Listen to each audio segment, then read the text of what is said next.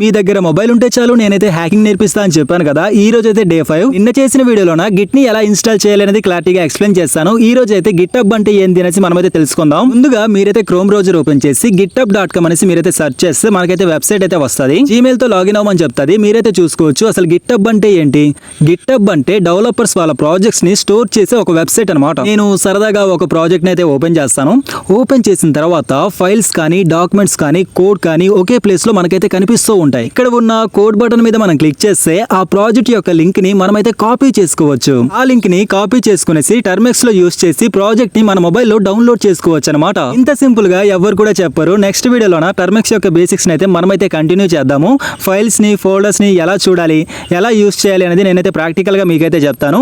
మీకు ఆ వీడియో కావాలి అనుకుంటే డే 6 అనేసి మీరైతే కామెంట్ చేసేయండి, తప్పకుండా చేస్తాను. ఎవరైనా ఎథికల్ హ్యాకింగ్ ఫ్రీగా నేర్చుకోవాలి అనుకుంటే బయోలో టెలిగ్రామ్ ఛానల్ అయితే ఉంది, వెళ్ళేసి జాయిన్ అవ్వండి. మీకు ఫ్రీగా ఎథికల్ హ్యాకింగ్ నేర్పించి ఫ్రీగా సర్టిఫికేట్ కూడా ప్రొవైడ్ చేస్తూ ఉన్నాము.